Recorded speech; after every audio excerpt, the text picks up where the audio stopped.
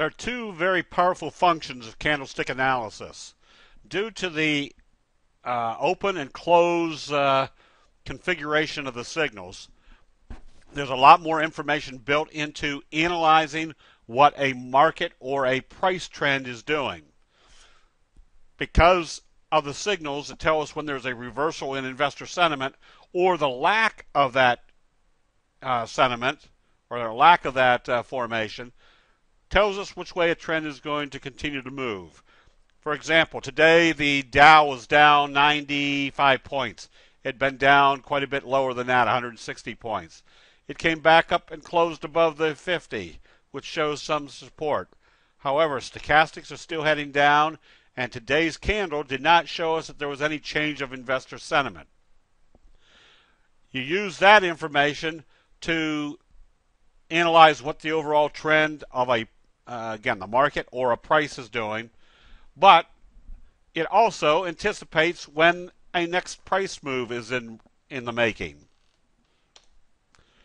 For example, in a price pattern like Tizu, where you've got the big fry pan bottom, wave price move, wave 2, starting wave 3, breaking out through that level, that tells you when to be buying.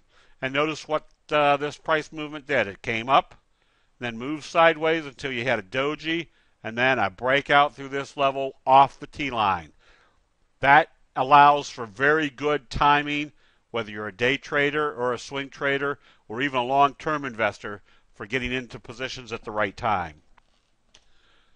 SIFI, SIFY is another one that was recommended by the Candlestick Forum based upon the fry pan bottom, the pullback, the kicker derivative type signal that was setting up a J hook.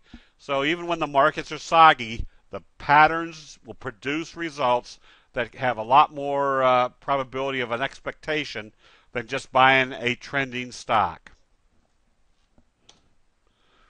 And whether trading stocks or commodities, there are simple basic rules of candlestick analysis that allow you to buy at the appropriate time. For example, the Japanese rice traders always indicate that if you see a doji in the oversold area, start looking for a buy signal. Or in a downtrend, if you see a gap down in the oversold area, start looking for a buy signal. So you have a gap down doji right at the 200-day moving average, bullish confirmation at that point. That was the time to start buying corn.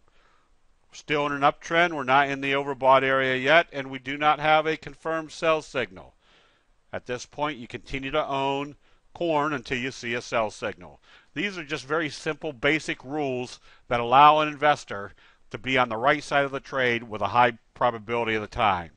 That'll be it. We'll see you in the chat rooms.